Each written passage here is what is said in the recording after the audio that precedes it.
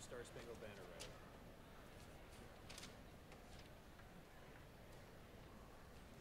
Set no way.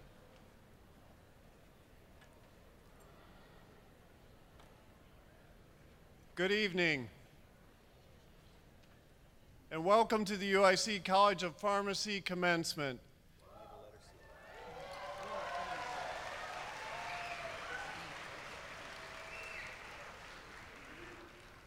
Graduates, please rise. At this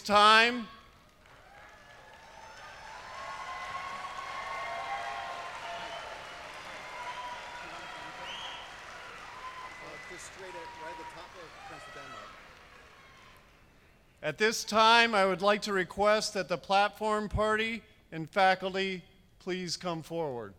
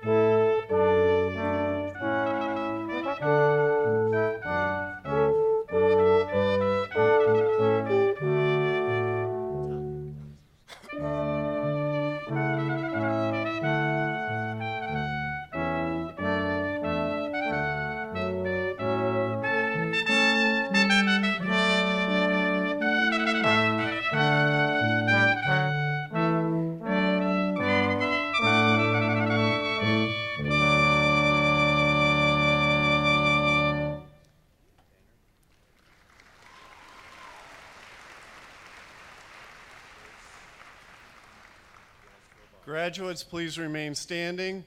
Others, please stand as you are able. Dr. Agard, Assistant Dean, will now lead us in the singing of the Star-Spangled Banner.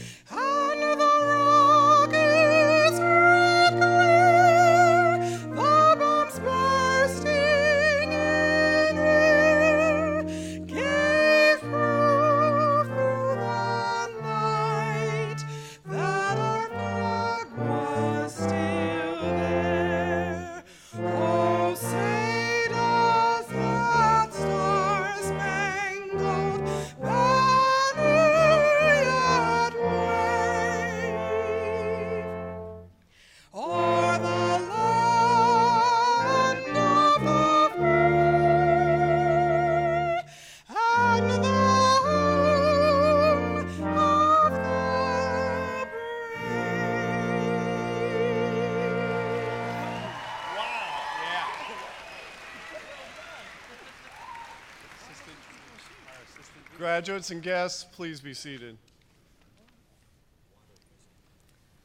Good evening. My name is Tom Tenho, better known to the students as Dr. T. I'm the Associate Dean for Student Affairs, often referred to as the Dean of Students in the College of Pharmacy. It's a great honor for me to stand before you and serve as the MC for tonight's commencement ceremony. This is a celebration of a great milestone in the lives of our graduates. In consideration for the graduates and others around you, please silence all cell phones or any other device that could make noise and interrupt the ceremony. It now gives me great pleasure to introduce to you the Dean of the College of Pharmacy, Dr. Jerry Bauman. Dean Bauman.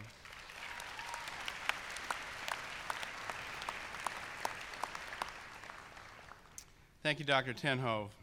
Welcome to all. I think you'll find this a wonderful evening. Let me be the first to congratulate the 2017 graduates of the UIC College of Pharmacy.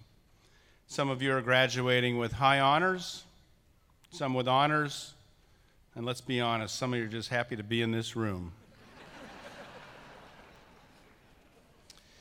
Independent of your GPA, I know you did not accomplish this alone.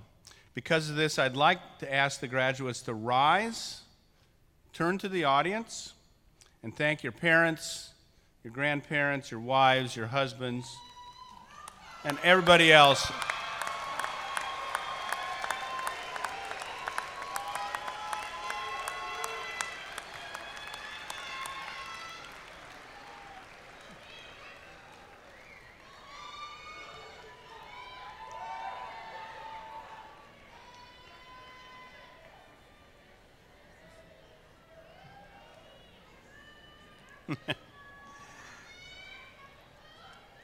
Okay, you can thank them a little bit more later.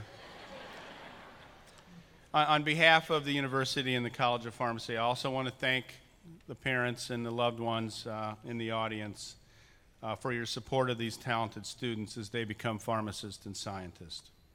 First, I'd like to introduce the platform party, and so please rise as I call your name for the people behind me. Dr. Joanna Burdett, Associate Dean for Research and Graduate Education. Laura Lee Junker, Associate Dean of the Graduate College. Dr. Marika Shane, Vice Dean for the Chicago campus and Associate Dean for Academic Affairs. Avery Spunt, alum and former faculty member representing the Pharmacy Alumni Board. Michael Amrita, Chancellor. Tom Tenhove, Associate Dean for Student Affairs. You've met him. Dr. Russell Sector, President, Regenera Therapeutics, and our commencement speaker tonight. Dr. Robert Barish, Vice Chancellor for Health Affairs. Dale Rush, Associate Dean for Administrative Affairs. Dr. Janet Engel, Senior Associate Dean for Clinical Education. Dr. Kevin Wren, Vice Dean for the Rockford campus. Dr. Nick Popovich, Associate Dean for Professional Development. We love him too. Dr. Clara Awe, Associate Dean for Diversity Affairs and Inclusion. Next, I'd like to introduce the faculty sitting behind me by department. First, Head of the Department of Medicinal Chemistry and Pharmacognosy, Dr. Judy Bolton. And would members of that department attending tonight please rise?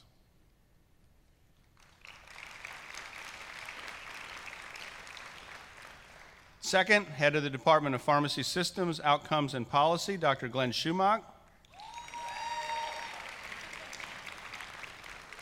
And members of PSOP, please rise.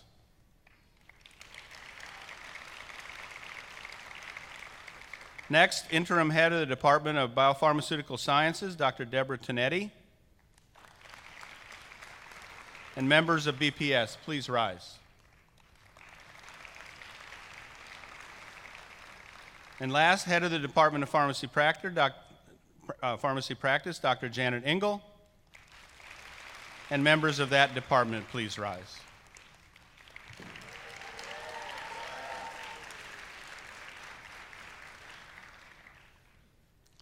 Now I have the distinct honor of introducing Michael Amrita, Chancellor of the University of Illinois at Chicago. Dr. Amrita became the 9th Chancellor of the University of Illinois at Chicago on March 16, 2015. His priorities for the university include a strengthened focus on our student experience, a stronger engagement with Chicago's business community and nonprofit organizations, greater efforts to showcase UIC's research portfolio, and the development of a new, more entrepreneurial operating model for the university. These priorities are now a part of UIC's strategic plan. Dr. Amrita received his diploma in chemical engineering from Aristotle University of Thessaloniki. Oh boy, I practiced that actually and still messed it up. And his PhD in chemical engineering from the University of Wisconsin at Madison. He earned the National Science Foundation's Award for Early Career Scientists and Engineers and was also elected a Fellow of the American Association for the Advancement of Science. Dr. Amrita.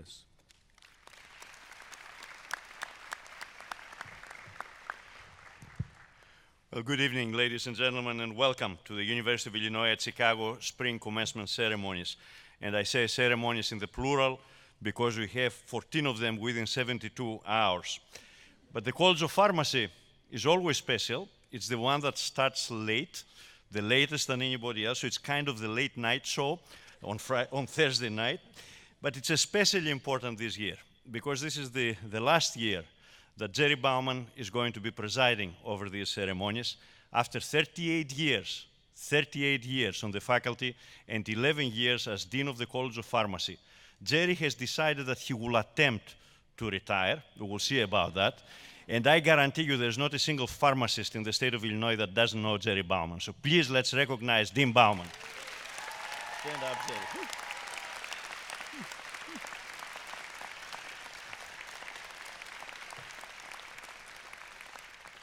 We have a great class of 2017 from the College of Pharmacy to present to you tonight. However, I have to tell you that watching the reaction from the audience so far, I would kind of start doubting this is the case. Because, you know, I expect that family and friends would clap more loudly if they're so outstanding, would cheer more loudly, they would shout more loudly. So in other words, they would demonstrate more intense emotions if this is really an outstanding class.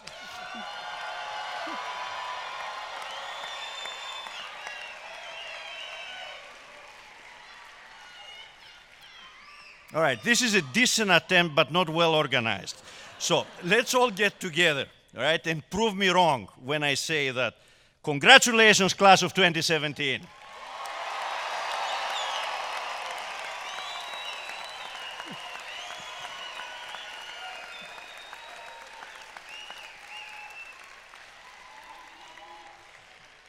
We're showing slight improvement, Dean Bauman. I would like to thank the families.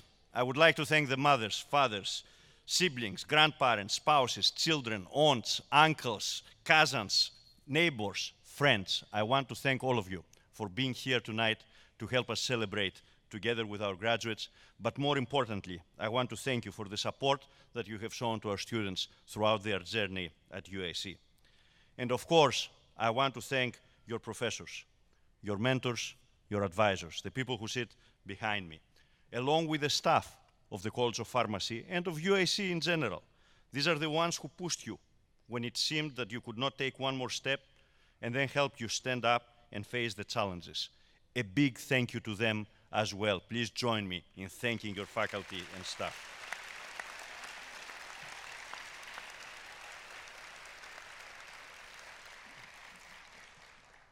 Well, this is it. You made it. With your classmates, friends, and teammates, the people who supported each other, the people that you worked together with for a number of years, shared projects and notes, and the faculty have heard me saying it every year, hopefully not during the exams, the people who kept each other awake during all-night studies, and we have to admit, sometimes they kept you awake during classroom time as well. You're all here today. And I hope you have great plans for a party tonight. You can take the evening off after we are done, but please remember that the rest of your life starts at 7 a.m. sharp tomorrow morning. You're pharmacists after all. You have to wake up early. And I mean it when I say tomorrow morning, because as I look at all of you in front of me today, besides a lot of big smiles, I see the millennial generation grown up and ready to take the world in new directions. And I really hope that this is what will start tomorrow morning, because we need new directions. By the way, I know that depending on how we count, we may have some Generation Y representatives and some post-millennials. It doesn't make much difference. Let me call you all together as the internet generation. Since you were born and you grew up with the internet and the technologies associated with it, playing a significant role in nearly every aspect of your lives. You are the most technologically driven generation in history, and you are connected in ways impossible to have imagined even a generation ago. Consider these facts, and these are facts, not alternative facts. You have the highest average number of Facebook friends. I have 3, and they're all members of my family. 60% of you are regularly posting selfies. There are only 20 or 30 people of my generation that do this, and we're still looking for them. We're trying to find them. And you said an average of 50 texts a day. I mean, really? 50 texts a day? And I'm not even going to go to Twitter. In fact, I wish some older people would stop tweeting in the middle of the night. Joking aside, the important thing is that you know how to adjust readily to new programs, new systems, and new devices. And you perform computer-based tasks much more quickly than anyone over the age of 40 can. And although some may believe that multitasking is not the most effective way to work, your generation is proving us wrong. And your comfort with social media means that you are very good at promoting your skills and at making both personal and professional connections using technology to overcome traditional barriers. But my hope in you is not placed on your technological skills alone. More importantly, I believe that this generation, you, are more optimistic than any other generation that we have seen in recent decades. You see a world of possibilities, and you are not stuck on labels. In fact, 50% of millennials consider themselves politically unaffiliated. This is not because you are apolitical.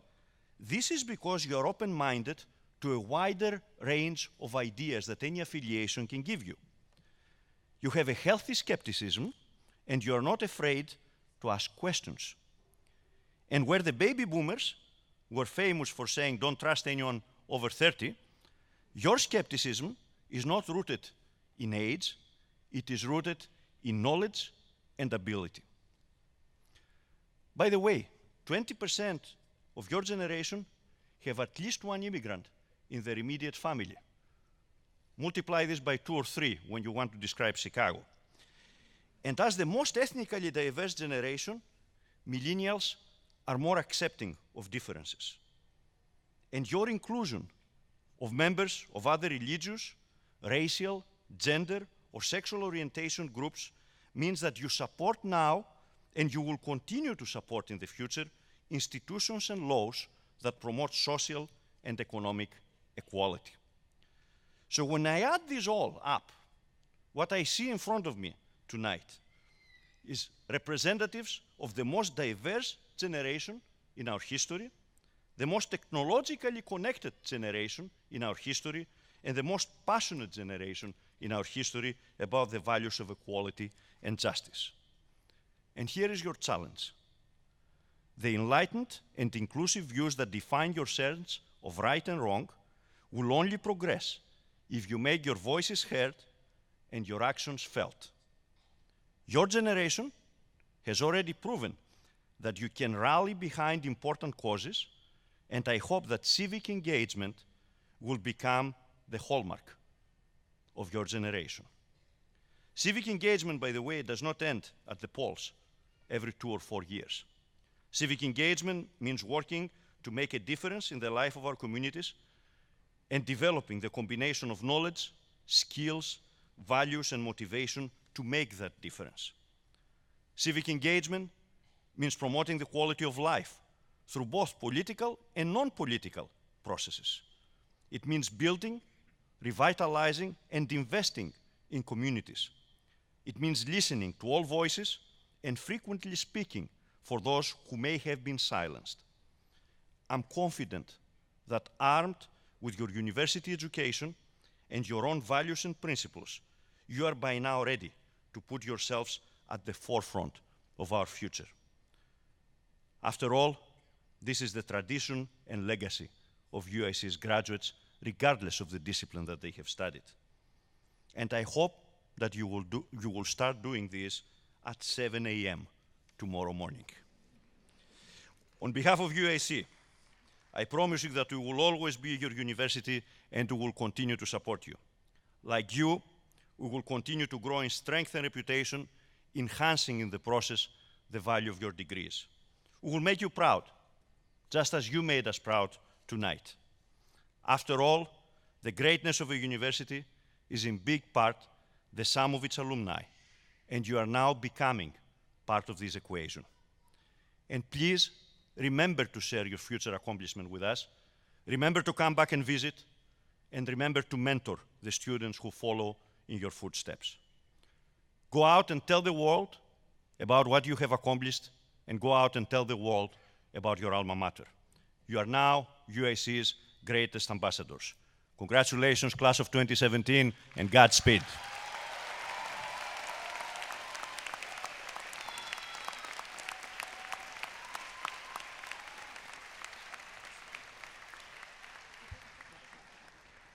Thank you, Chancellor, and for your kind comments. At each year's commencement ceremony, we like to recognize the valedictorian, the student in the graduating class with the highest GPA. The practice of recognizing this person had its origin at Harvard University in 1759. This year we have one graduate who achieved a perfect 4.0 grade point average. That's all A's in her PharmD coursework, and that student is Brittany Lee.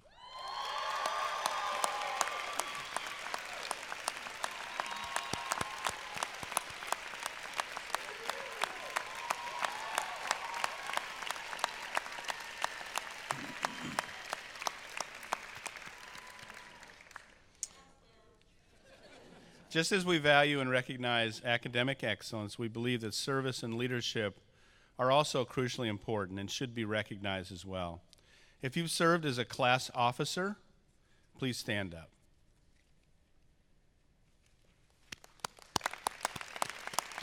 And for the parents, keep standing if you would. For the parents, if you've served in any leadership capacity in our college, student organizations, please stand up.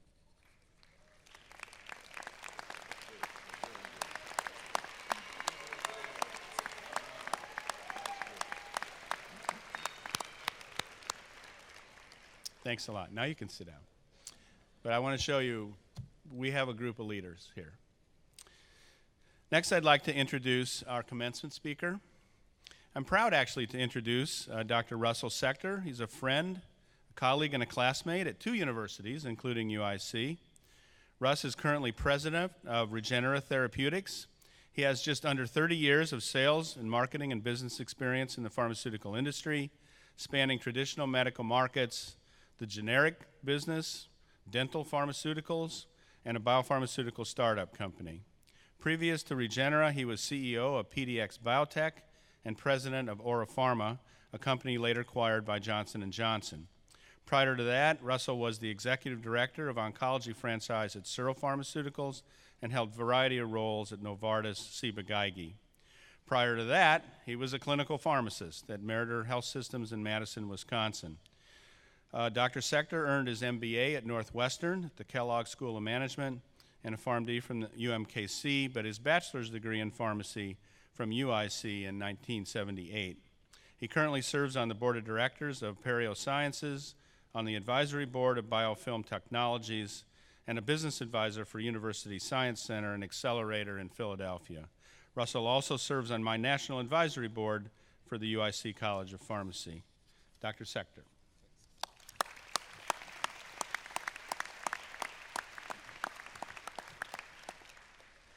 Thanks, Dean Bauman. All that means is that I'm old. I am humbled by the opportunity to participate, and I'm honored to be a part of the proceedings and to share with you and your families the joy, excitement, and maybe a little bit of trepidation that you're undoubtedly feeling tonight. I got to be honest with you, I feel a little bit of pressure to deliver something sage, something meaningful, but different than the traditional beginnings, future, dreams, etc., that when you Google commencement addresses, that's what you find. In fact, one of the great modern day philosophers, perhaps you've heard of him, Rod Stewart, classic rocker extraordinaire, in one of his best songs ever, Every Picture Tells a Story, defines my dilemma. I couldn't quote you no Dickens, Cherry, nor Keats, because it's all been said before. But Rod provides me with the inspiration with the rest of his quote. But if I had the words to tell you, to help you on your way down the road, Mr. Stewart wants me to talk to you about running. I run 6 out of 7 days, and I typically go early in the morning. It's dark much of the time that I run, so I wear a headlight. And I run with my head down so that the light illuminates the path in front of me, or in my case, the road in front of me. It's safe. I can see the potholes that prevents me from tripping. I can see the patches of ice or snow that prevents me from slipping. We have windstorms where I run, so branches fall all the time, and so that helps me not trip on the branches. And there's nothing worse than stepping in a puddle that you haven't seen, cold water, this icy jolt to your system. The light and my head down helps me miss that. Running with my head down is safe, and there's nothing wrong with safe. Almost 40 years, and I haven't tripped or fallen one time. And I get all the benefits that running provides. It keeps me fit, it keeps me healthy, I get the runner's high, and it lets me eat all the chocolate chip cookies that I want. One day, as I was finishing a run and my wife Kim was just starting out, she told me that I looked all hunched over. I explained to her, just like I just told you, that it's so much safer to run with my head down. She said, maybe, but you look like an old man. Now I had an existential crisis. Safe, old man, safe, old man, safe, old man. What did I choose? Not old man. So I tried running with my head up, and it was a little scary, and it was really hard to do at first. And at the beginning, I would revert almost immediately to putting my head down, but I kept hearing Kim's voice in my head. Come on, old man. And that got me to stand right up. And gradually, I was running predominantly with my head up. And you know what? I saw an 8-point buck. I saw beautiful moonlit stars and skies. I saw robins building a nest. I saw newly fallen snow just hanging from the trees. I saw a den of fox in the fields, and I saw gorgeous sunrises. Looking up and around, I saw a lot of new things, new experiences, saw the world a little bit differently. I started my career running with my head down, practicing clinical pharmacy. It was fun, fulfilling, and I was an integral member of the healthcare team. When I was in my residency, I only knew how to practice with my head down.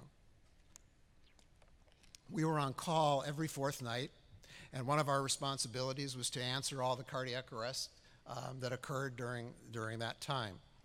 One night, about 3 o'clock in the morning, the klaxon rings signaling a cardiac arrest, and it was in labor and delivery. Now, at University of Missouri, Kansas City, there's not a lot of codes in labor and delivery. Oftentimes, all the commotion, there's just an elbow that triggers the alarm, but you still have to go.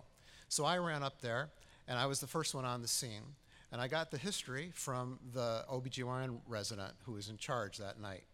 And she said that we were about to do an episiotomy.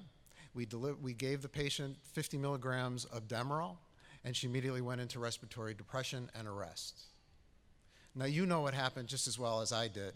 I asked for Narcan 1 milligram IV stat, and the patient woke up and was able to deliver a healthy baby. I saved the mother that night and her soon-to-be-delivered little girl. Why? Because I'm so smart? Nah, you have that knowledge, you know that. It's because we at Pharmacists have a body of knowledge and expertise that no other healthcare professional has. Drugs and therapeutics. Not physicians, not nurses, not any other healthcare professional has this expertise. We do, and that's what differentiates us from everybody, and that's what provides us value. By practicing as we were taught, what we were taught, we provide an integral service to patients and have an irreplaceable role in the provision of health care, and we will have for the foreseeable future. And that's a great thing. It's a rewarding thing, and it's a valuable thing. But your education and your experiences gained practicing pharmacy provides the foundation for running with your head up, if you want. I was the head of clinical pharmacy services at Madison General Hospital in Madison, Wisconsin, and this was the time when home health care was just starting to take shape.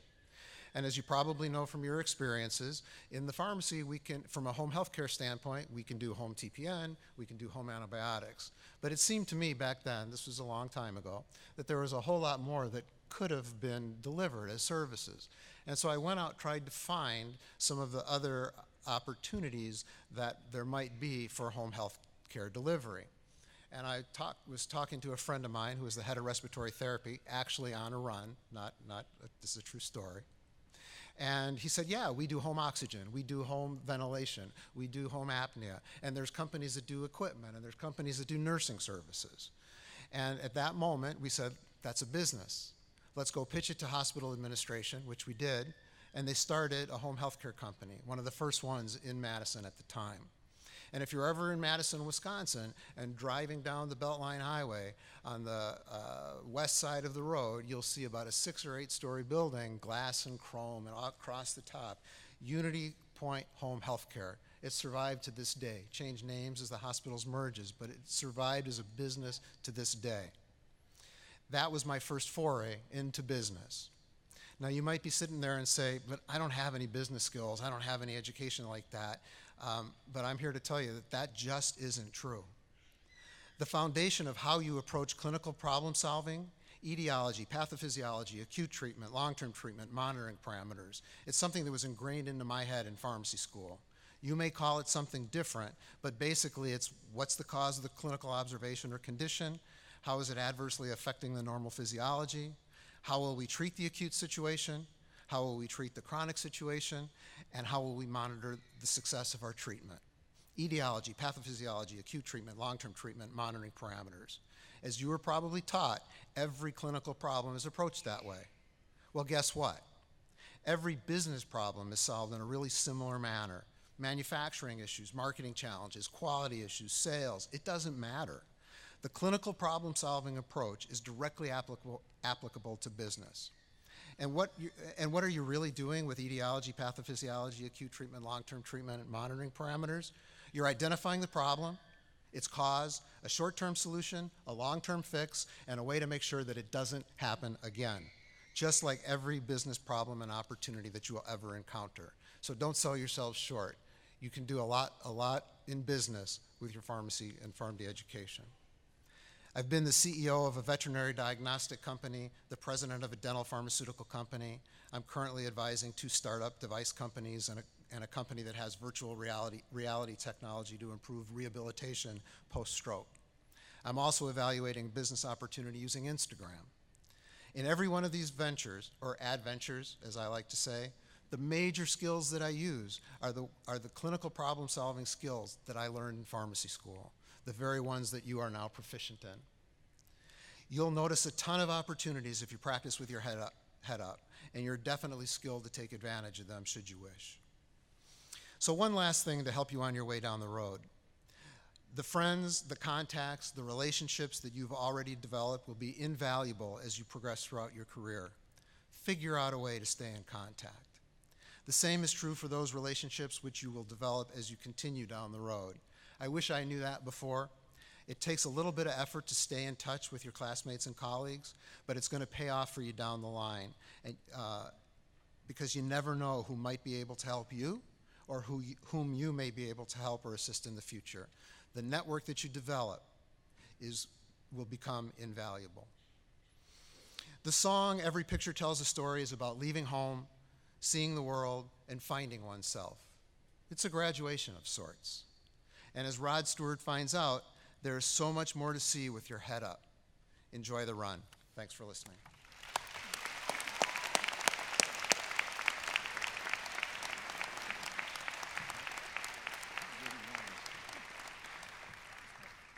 Thank you, Dr. Sector. At this time, I'd like to ask Dean Bauman and Chancellor Amrita to come forward for the conferral of degrees. Okay.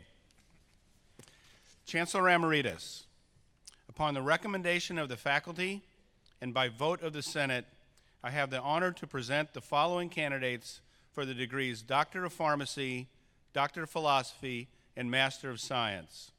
Would the candidates of these degrees please rise?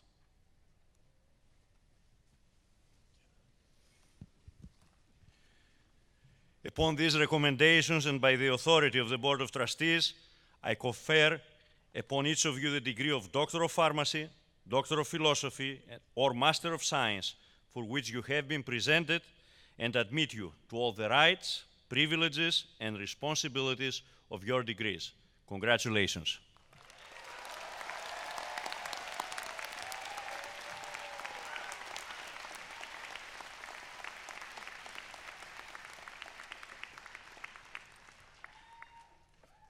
You may be seated.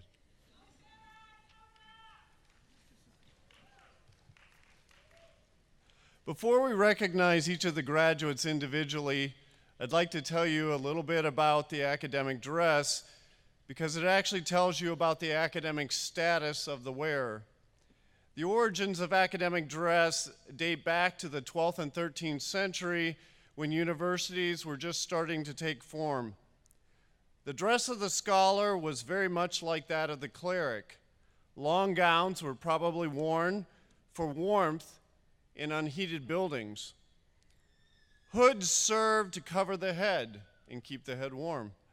Subsequently, the material of the gown and the lining and the shape of the hood represented the economic and social well-being as well as the academic status of the wearer. In the United States, academic regalia is worn in accordance with the general provisions of the Intercollegiate Code. The bachelor's gown has pointed sleeves. The master's gown has longer and more oblong sleeves with an arc at the bottom. And doctoral gowns have bell-shaped sleeves.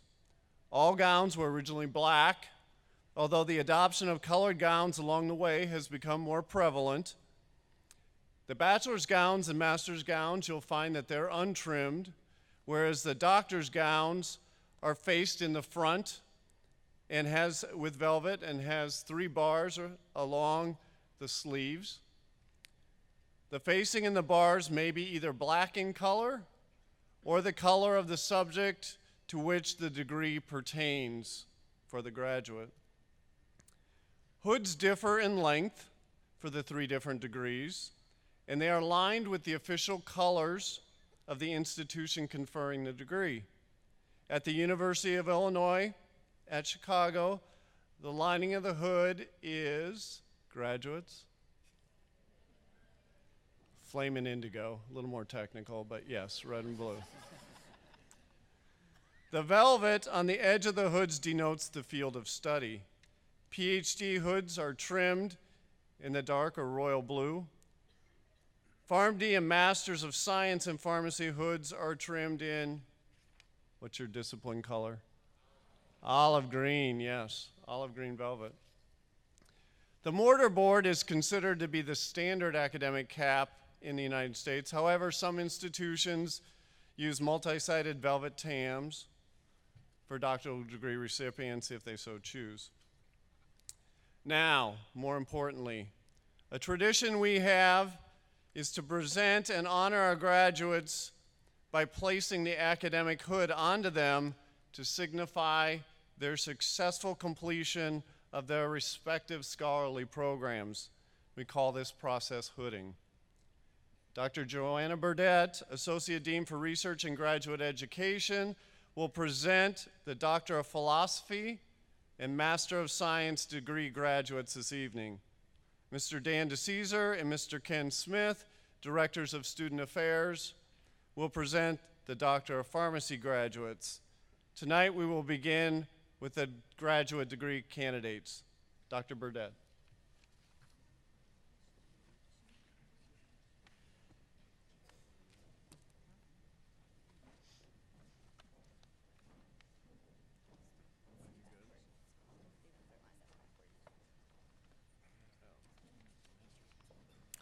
Good evening.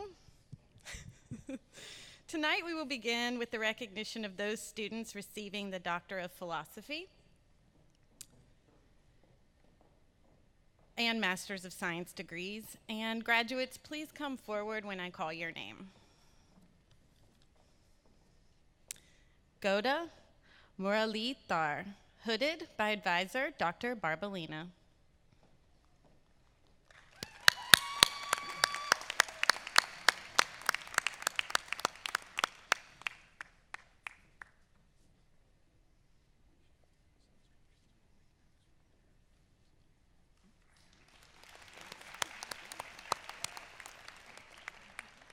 Jamie Rayahan, hooded by Dr. Gemeinhart.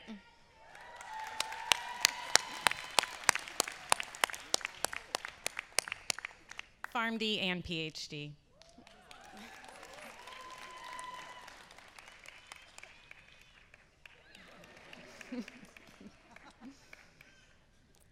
Miran Ning, hooded by advisor Dr. Jiang.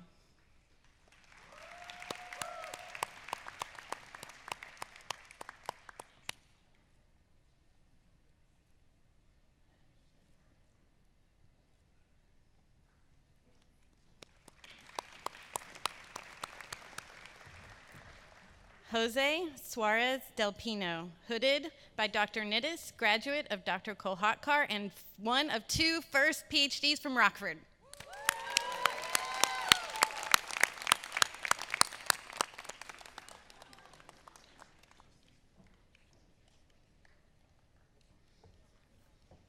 Xiao Yu Hu, hooded by Dr. Wong.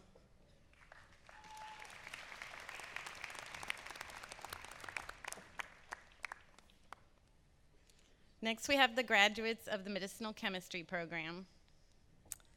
First, Shuai Wong, hooded by Dr. Bolton.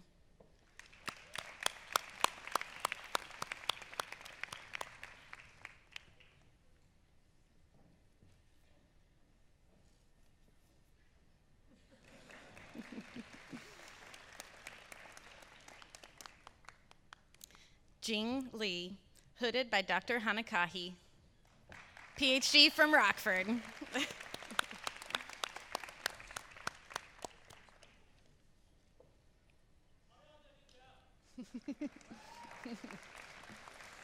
Mike Rush, hooded by Dr. Van Bremen.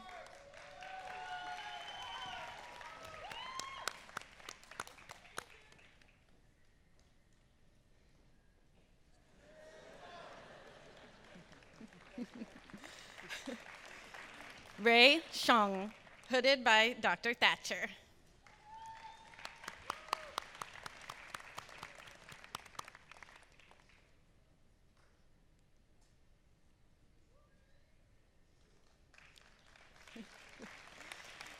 Wei Lun Chen, hooded by yours truly.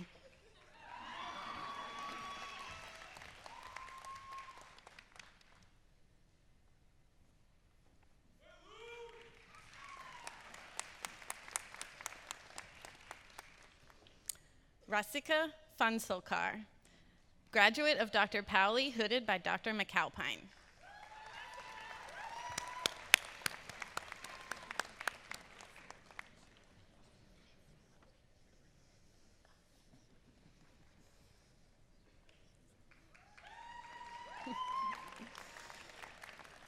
Tristesse Katessa Jasmine Burton, hooded by Dr. Van Bremen.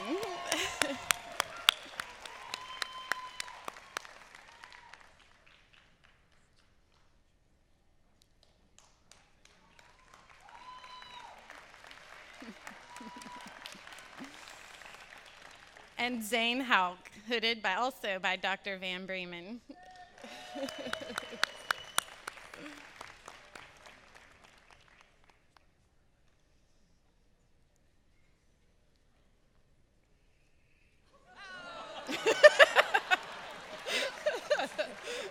It is May 4th, after all. Swarnava Sanyal, hooded by Dr. Kalip.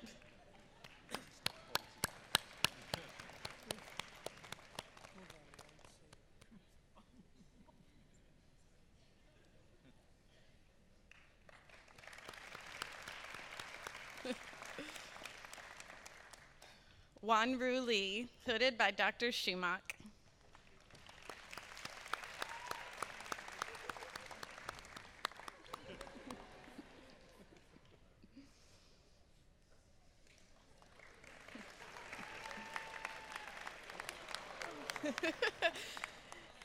And Gibim Gim, hooded by Dr. Walton.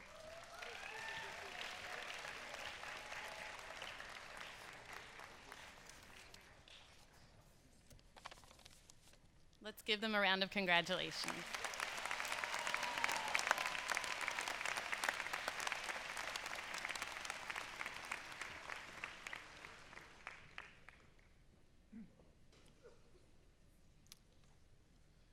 We will now proceed with the recognition of our Doctor of Pharmacy graduates.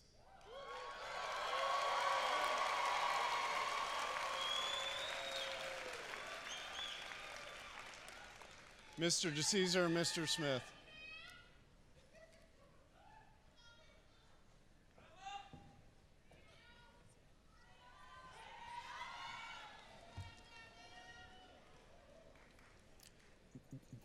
Good evening. Hooding a Doctor of Pharmacy graduates this evening will be Dr. Sheila Allen, the recipient of this year's Golden Apple Award.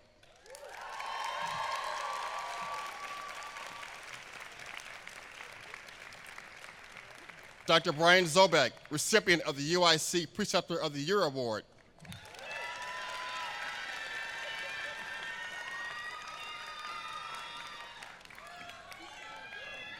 The Golden Apple Award is the graduating class selection for Outstanding Teacher Award. A preceptor is a professional who serves as both a role model and a mentor to students during the experiential component of the curriculum. In addition, some of our graduates will be hooded by guest hooders. I am pleased to present the graduating class of 2017. Graduates, please come forward when I call your name. Christopher Adams.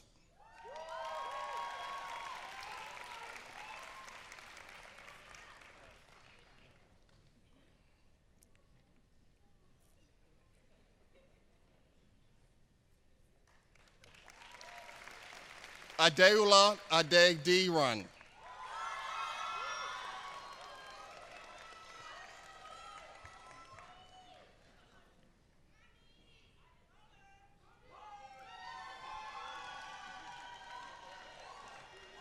Nima Ahmed.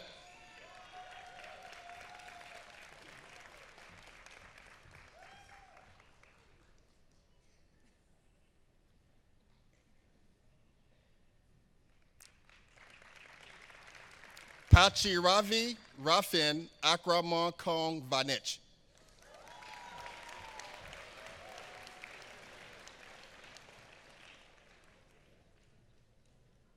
Omar Al Sheya.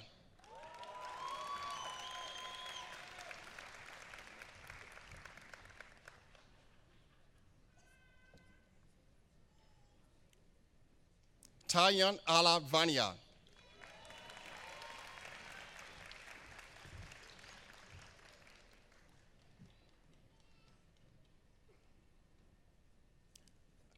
Athir Al Dare Run.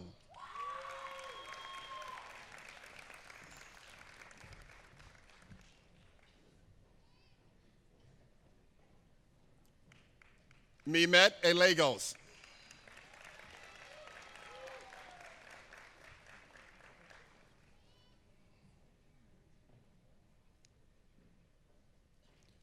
Kura Tulane Ali.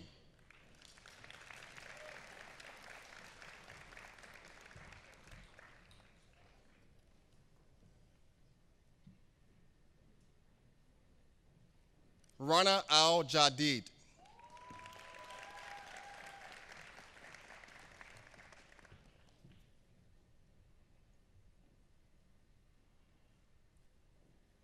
Ranea Al Jadid.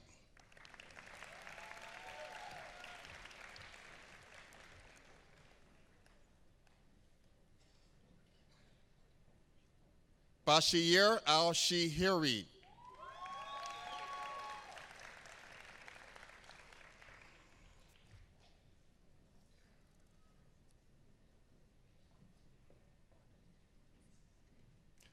Cal Edwards Andrews.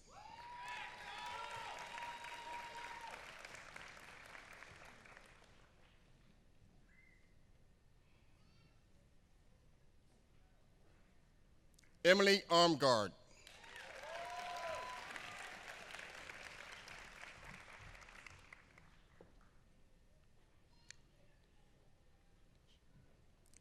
Raya Atishan.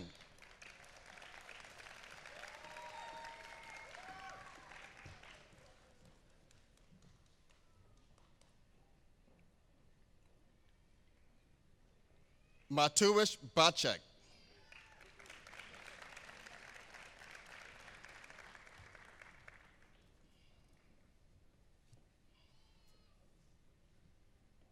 Karen Bay.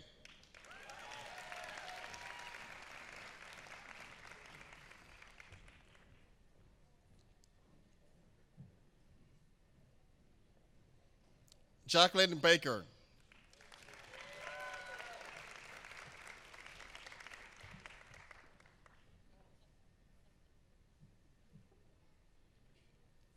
Brandon Behringer.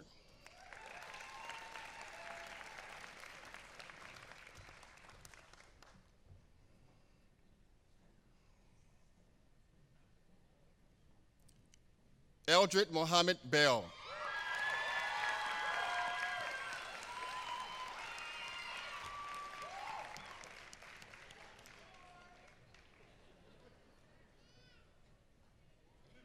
Lillian Belfi.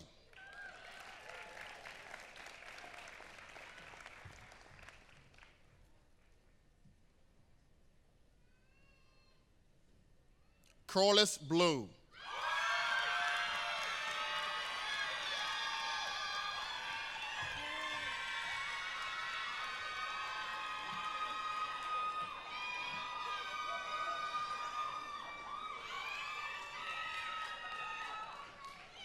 Yovan Boyan.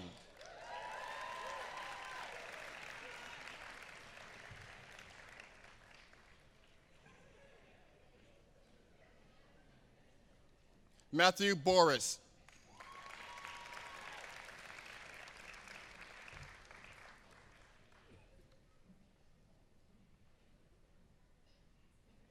Mitchell James Broderick.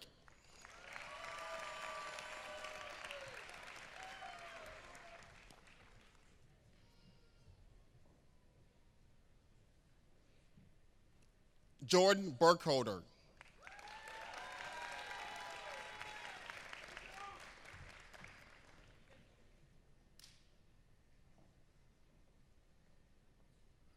Andrew Campos.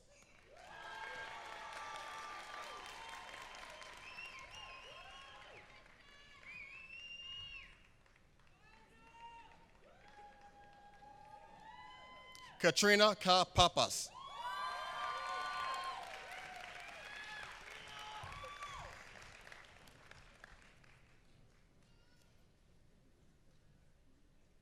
Michael Carey.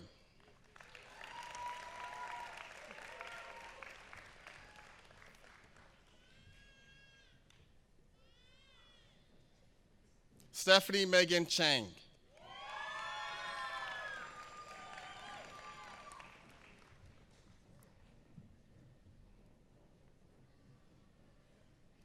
Wendy Chen.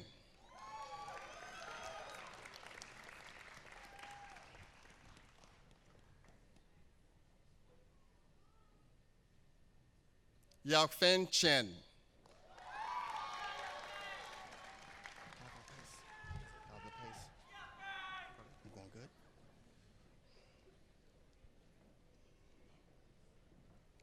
Barguvi Chahaba, she will be hooded by her husband, Dr. Enmo Chahaba, 2016 PharmD graduate.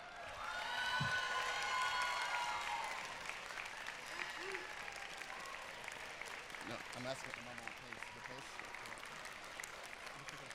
Okay. Anthony Chang.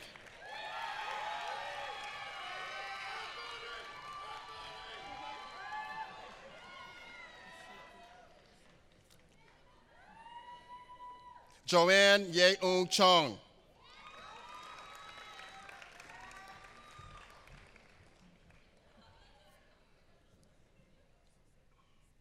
Stephanie Marie Sizik.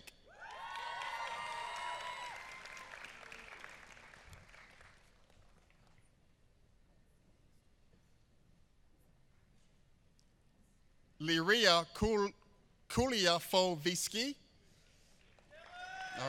Okay.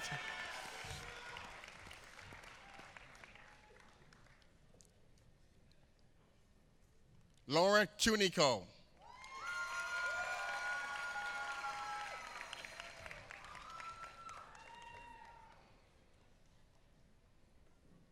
Ria De Silva.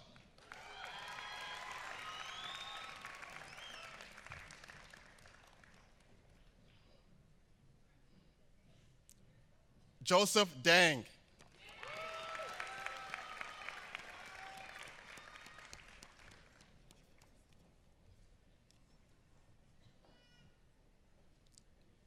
Patrice Davis.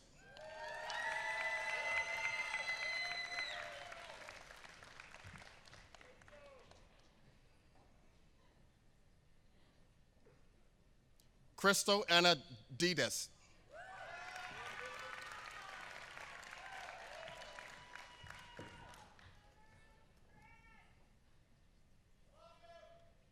Matthew Durritt.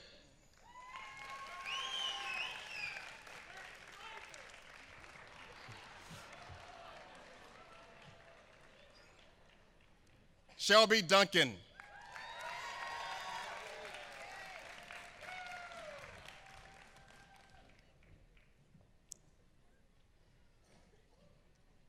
Elizabeth Eitson.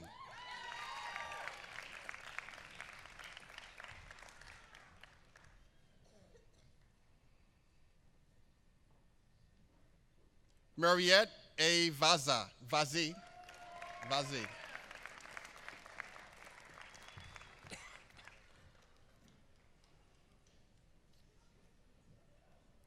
Haithum Ila Siwi.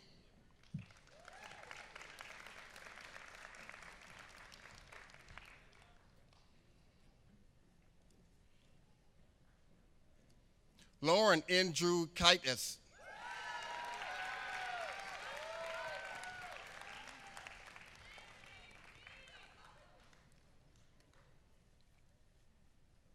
Sandy Izette.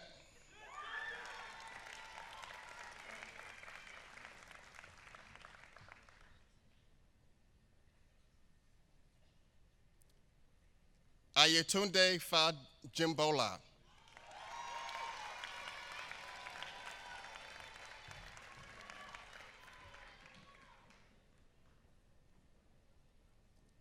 Christina Falk.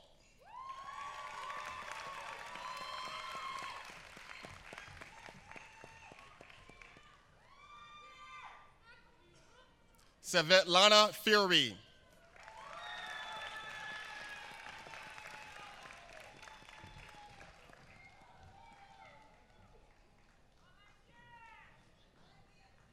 Mark John Florzak.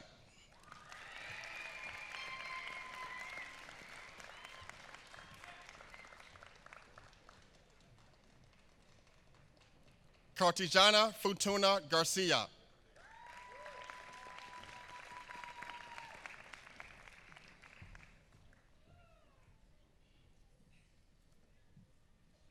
Robin Renee Frank.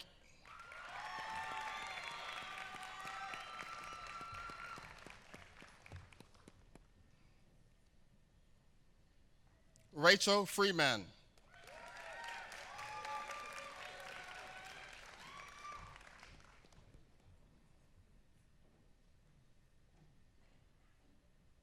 Ariane Garza.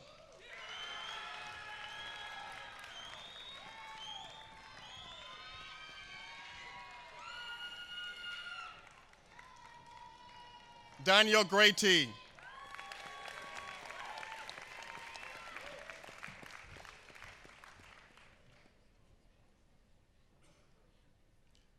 Lena Hamada.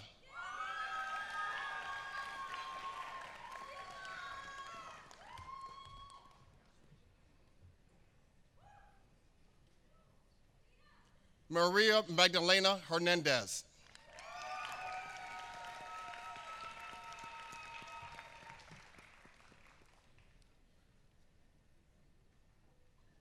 Brittany C. Hickney.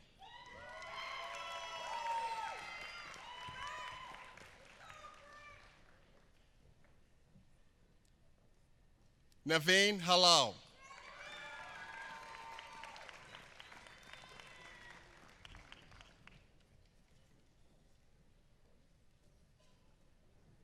Matthew Caleb Holderly.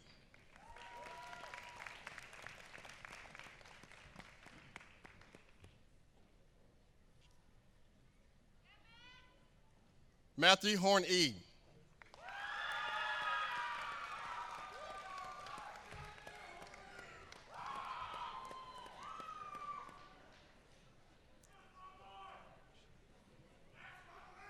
Kevin Hoshizaki.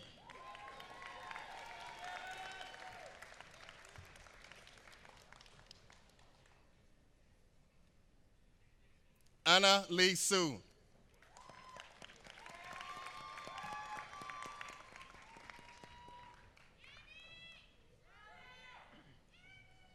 Grace Melody Schra.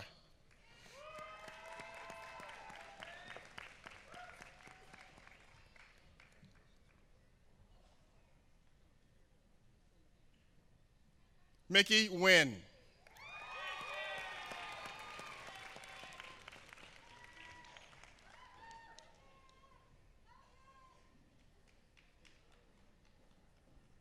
Don Hyatt.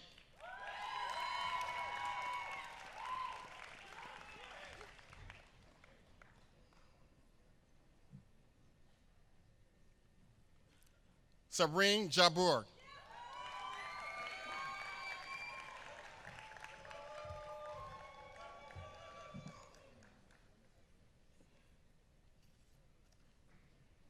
Jacob Johnson.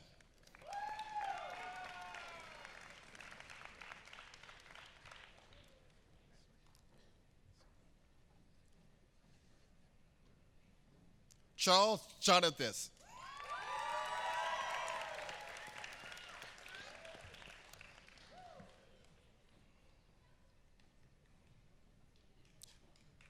Michelle Jung.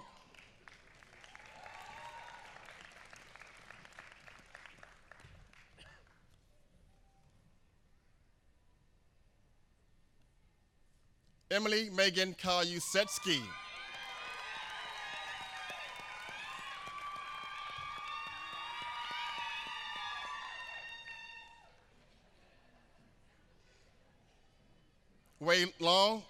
Wei-Lane Kong.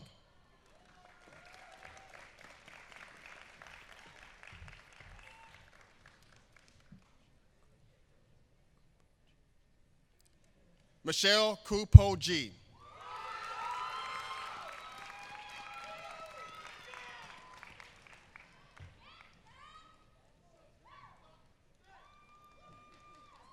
Kelly Kawabata.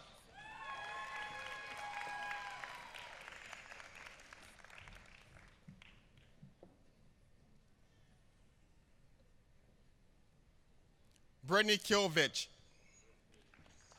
Not here? Okay. Ashley Grace Kim.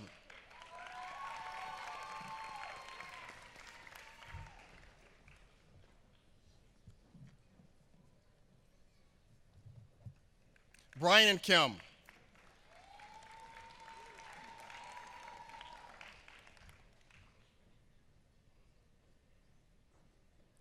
Julia Kim.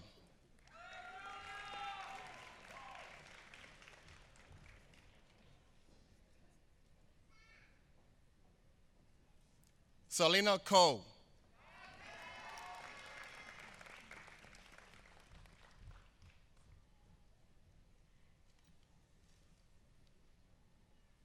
Nima Kohampur.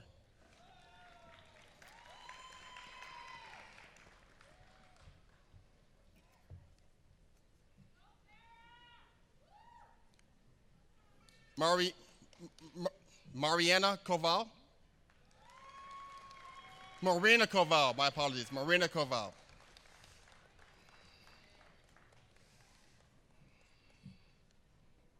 Rebecca Kozuk.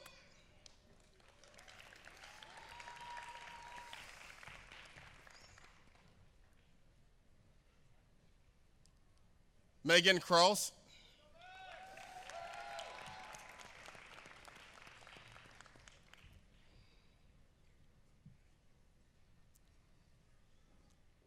Gina Kuntz. Jana Kuntz.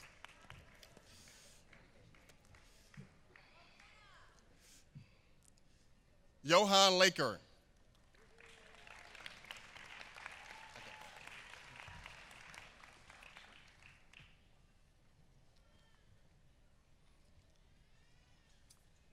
Anna Larzareski.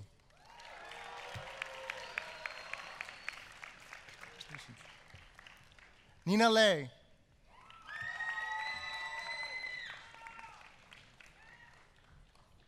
Benjamin Lee.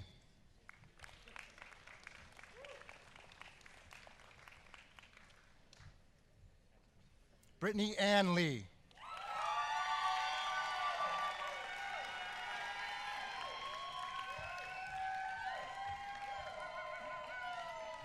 Michelle Lee.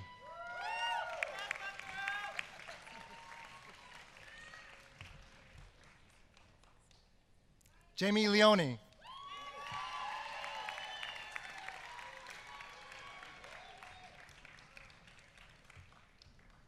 Peter Leshevitz.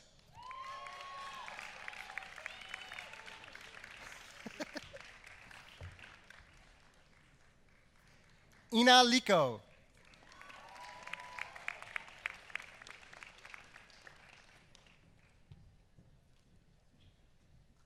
Po Hung Lin.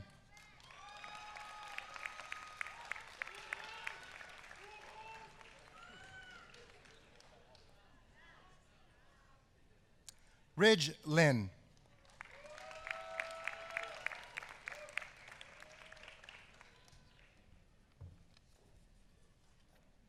Kinga Liss.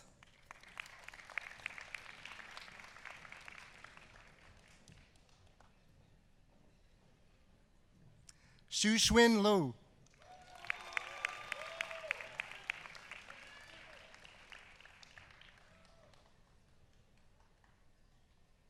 Lorena Lo.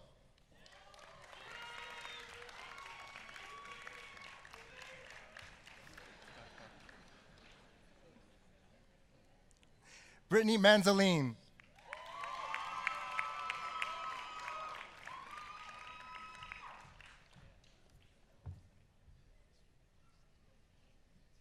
Albert May.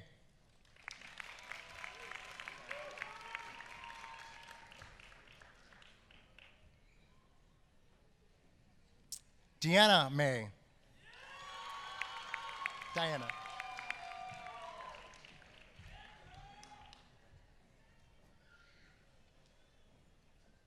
Jason May.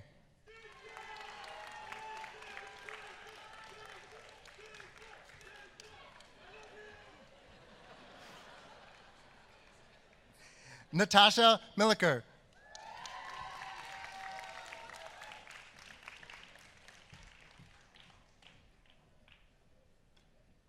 Amy Joy Miller.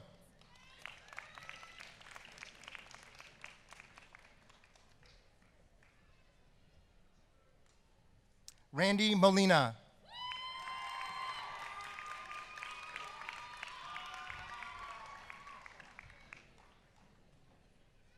Jeremy Moswick.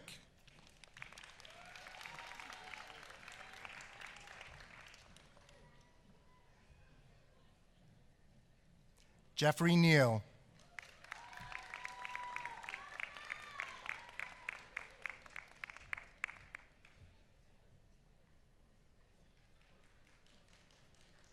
David Nelson.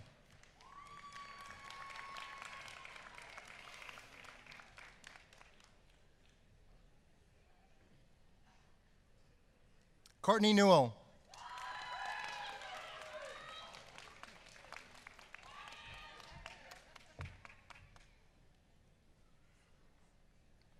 Fook Win.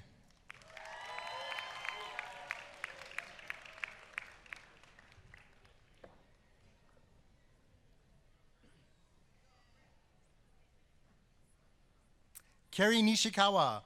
Carrie will be hooded by her father, Dr. Reed Nishikawa, who completed his residency at UIC in 1977 and was also a former UIC College of Pharmacy faculty member.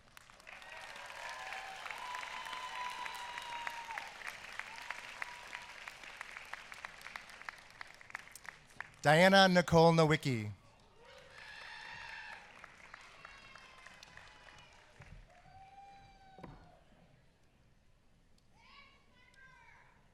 Sandra Odicho.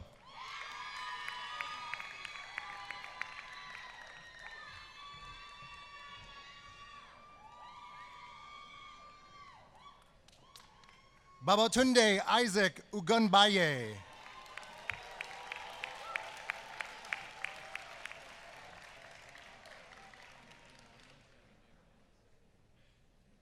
Kara O'Haran.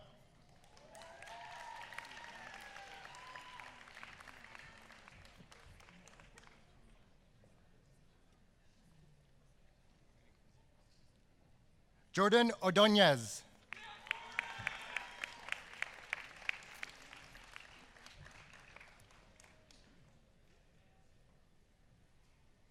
Kristen Orr.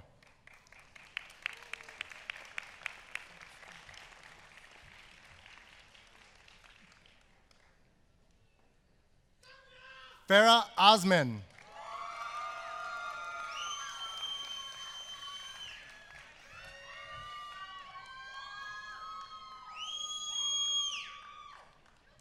Abina Owusu Ansa.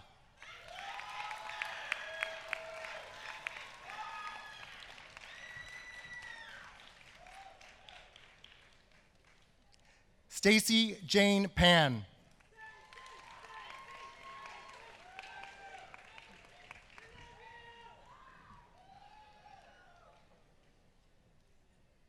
Gennaro Payola.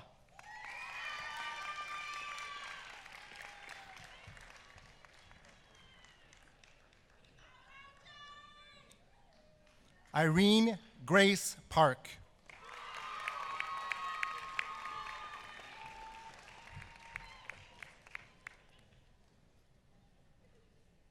Marissa Pasquini.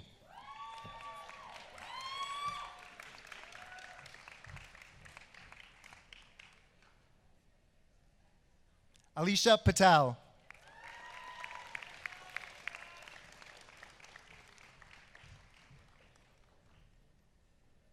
Bhumi Patel.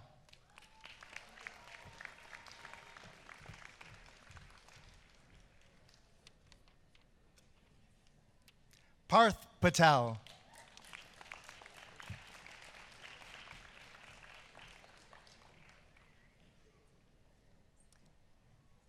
Prital Hiteshbhay Patel.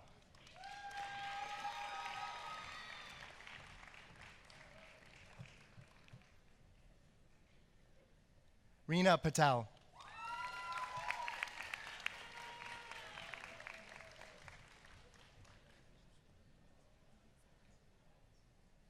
Rushik Patel.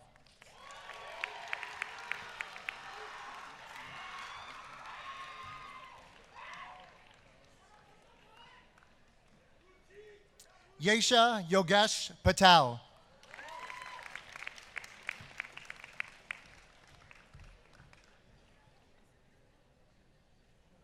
Andrew Pepin.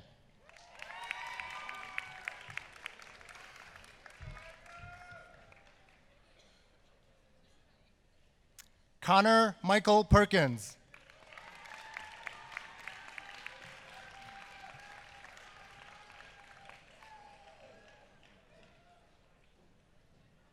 Patricia Purnell.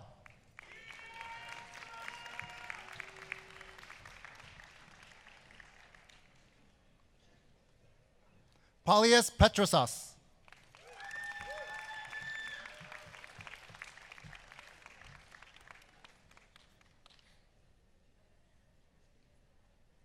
Elizabeth Tong Pham.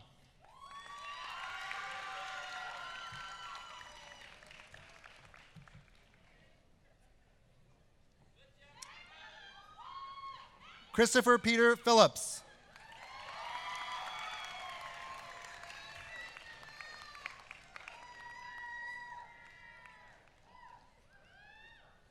Almor David Pineda.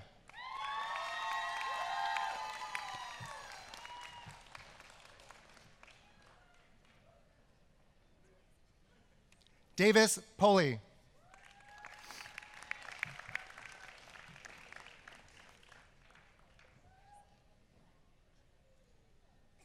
Anna Popovich.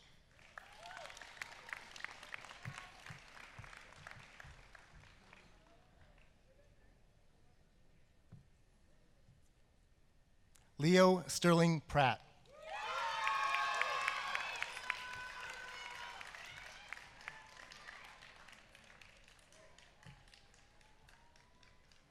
Mayem Adib Khatum.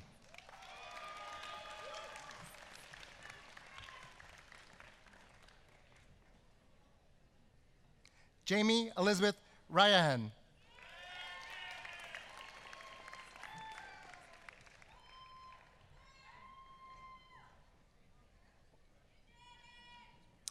Haura Reshuni.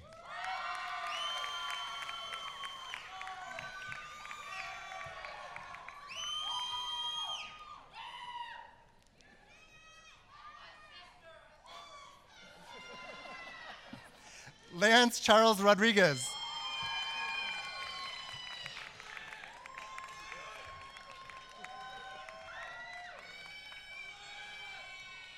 Yamali Rodriguez.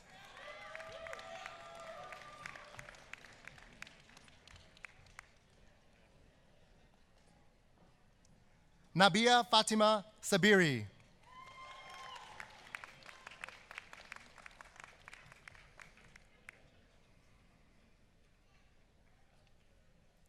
Aisha Saeed.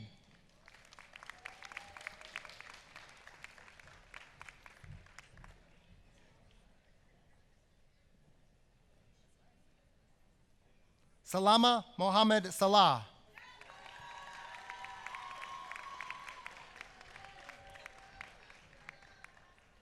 Iman Salim.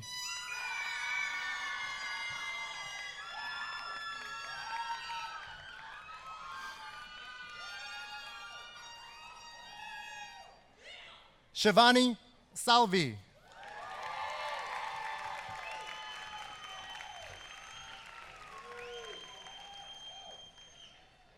Ashley Rose Santori.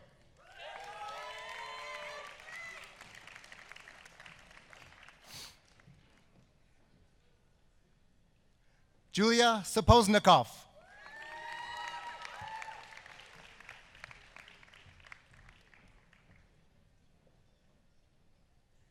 Eric Sosido.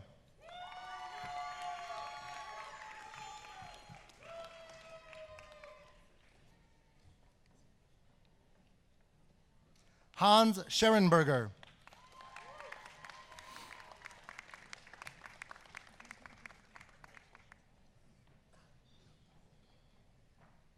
Jamie Marie Seifert.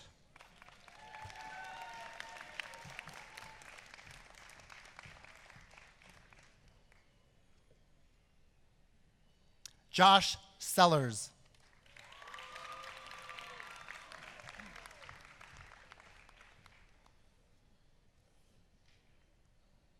Catherine Sensione.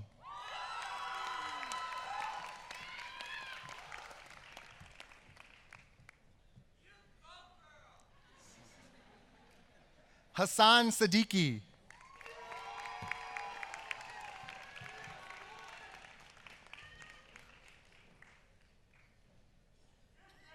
Tracy Suvana Singh.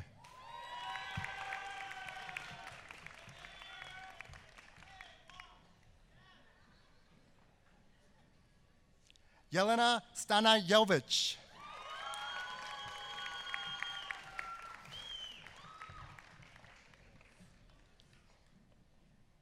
Timothy Stair.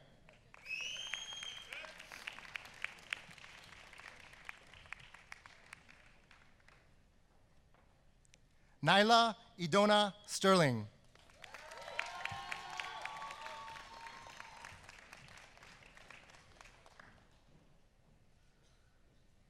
Rafia Aziz.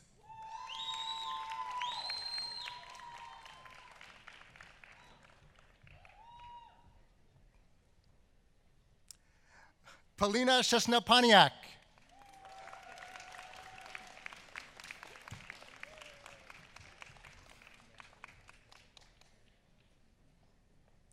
Diane Aurore Takuam.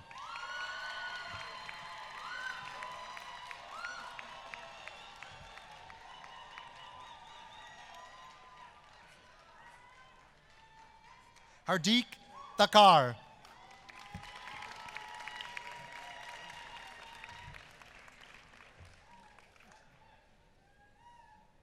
Yelena Toro.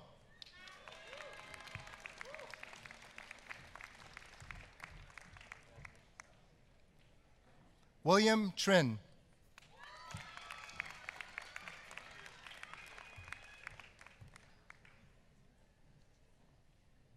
David Michael Umali.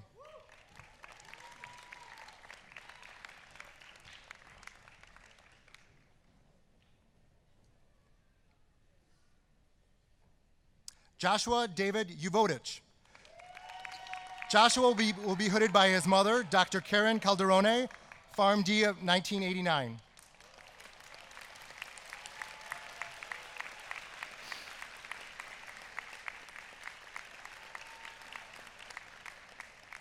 Leah Antone Vaz Hapley.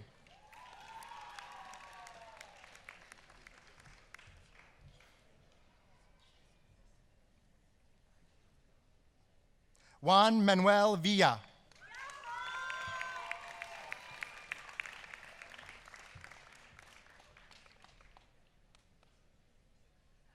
Nevin Walker.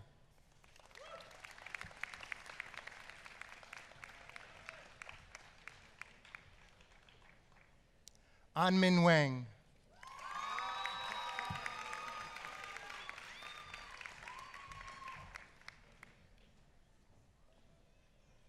Kelly Weber Adorable.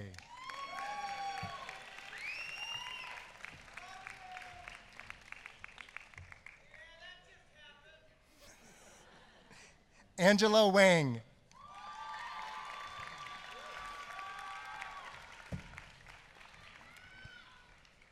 Renee Williams.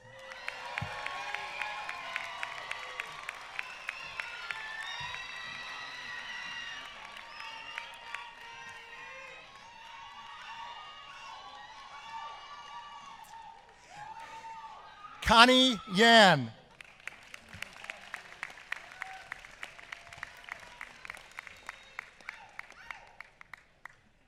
Jewel Sophia Young.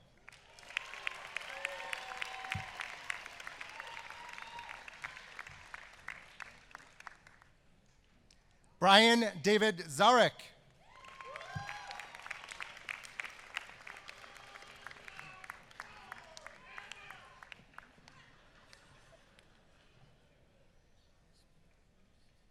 And Connie Zoe.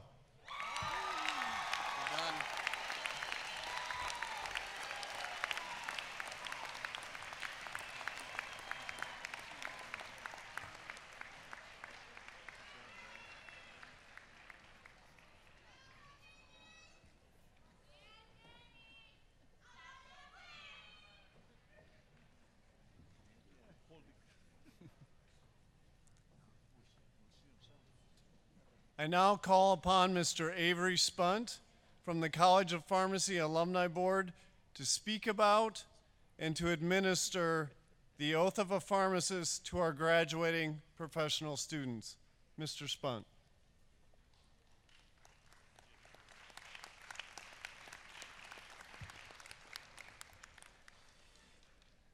The oath of a pharmacist is a commitment to remain a competent practitioner and to be a caring health professional. As a member of the Pharmacy Alumni Board, it is a privilege to witness the transition of students to alumni and competent professionals. You are entering a noble profession and therein are able to extend yourself as a healer to all in need of your care. Be vigilant, be open, and be enthusiastic as you give life to your professional commitment. I invite you to contemplate the deeper meaning found in this pledge. I challenge you to live this pledge, to advance the good in our profession and in society at large. Doctor of Pharmacy graduates, please rise and join me in reciting the oath of a pharmacist.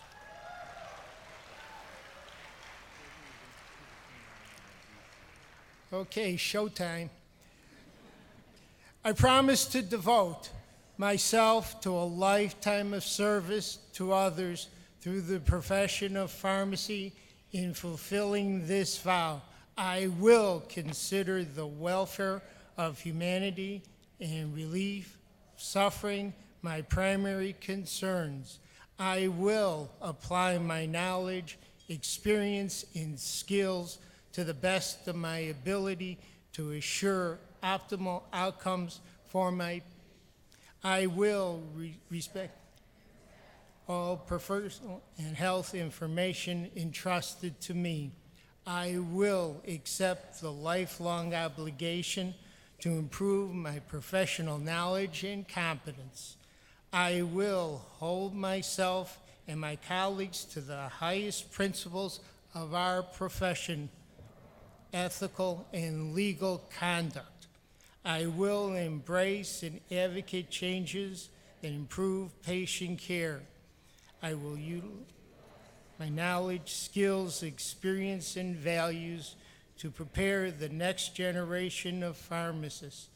I take these vows voluntarily with the full realization of the responsibility with which I am trusted by the public. On behalf of the University of Illinois at Chicago Pharmacy Alumni Board, congratulations and best wishes. Please be seated.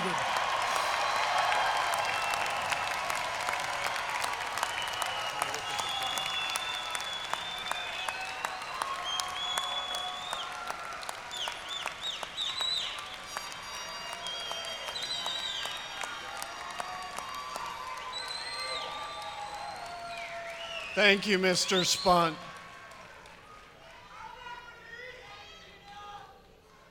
At this time, I'd like to call upon Dean Bauman to give his closing remarks to the graduates. Dr. Bauman. You know, as I was standing up here, everybody who walked across the stage and I said congratulations, all of you said thank you, Dean Bauman, or thank you, Dr. Bauman, except one of you. And that one person said, thanks, Jerry. I hadn't heard that before, but you've graduated, so I guess you can just call me Jerry. You're all Pharm Ds, I'm a Pharm D, we're all Pharm Ds. Call me Jerry. As you graduate, you are now and shall ever be one of us. I think the Chancellor mentioned this. And like me, you will carry the label of a graduate of the UIC College of Pharmacy. And proud you should be. For the parents, your sons and daughters have now graduated tonight from one of the top colleges of pharmacy in this nation and, frankly, in the world.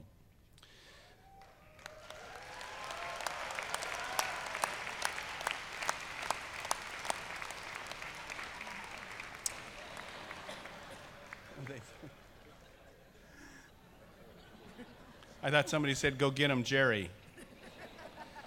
This is my, as the Chancellor mentioned also, this is my 39th year. This is my 39th graduation.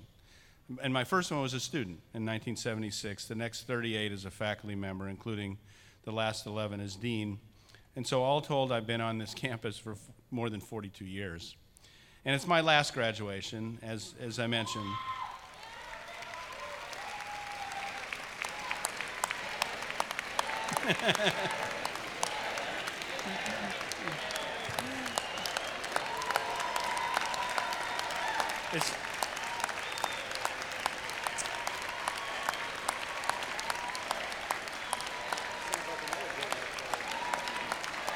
This is not about me, you guys. It's about you. So I'll have plenty of people pat me on the back, but thank you. But anyway, it's time for new and refreshed leadership in the college. But I want to make one point, and that is that if you would, you know, in the early and mid-'70s, if you'd have told me, because I was sitting where you were, if you'd have told me, oh, you're going to be the dean of this college, and you're going to be these other positions in the University of Illinois, I would have said, you require large doses of major psychotropics.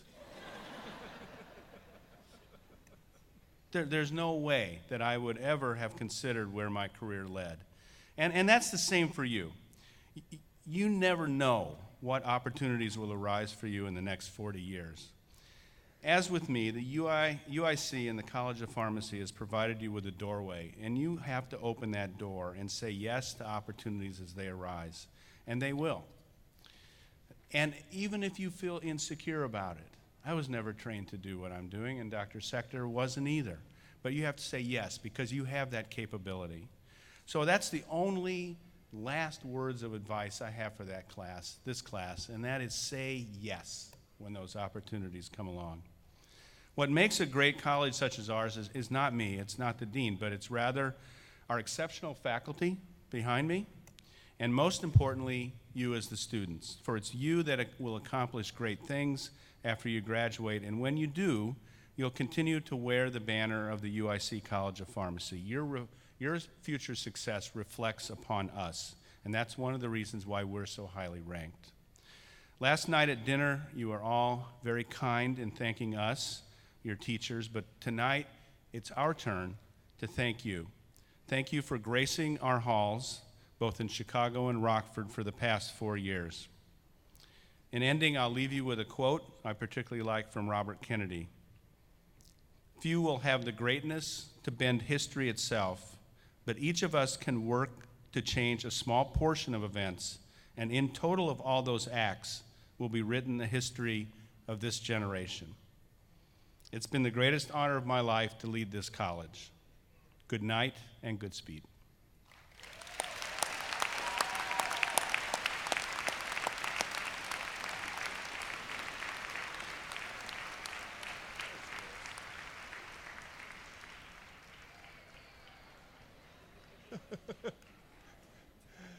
Thank you for sharing this great event in the lives of our graduates. I would also like to extend my congratulations and best wishes to our graduates. Go forth and do good things. I would also like to take the time to thank those who have made this great event possible: the College of Pharmacy, Office of Student Affairs, the Dean's Office, staff members, as well as the Forum staff. I think a round of applause would be very appropriate.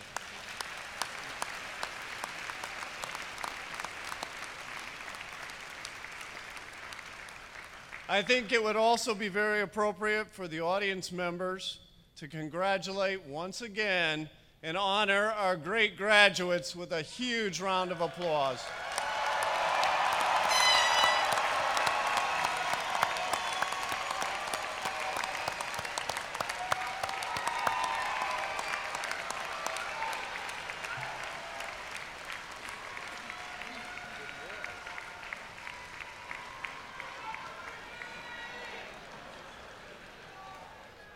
I don't think I've ever seen all of you so smiley.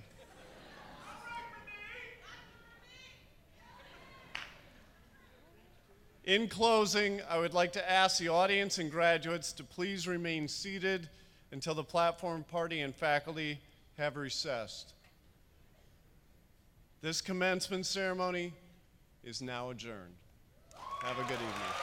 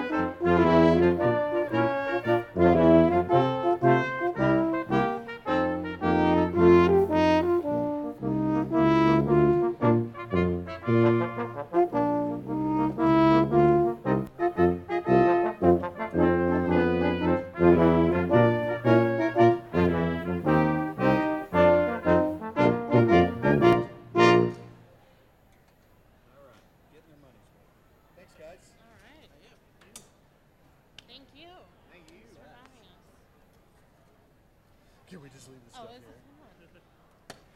See you in a few hours. I'm gonna hide my stand here, Butterfingers. because if that walks away,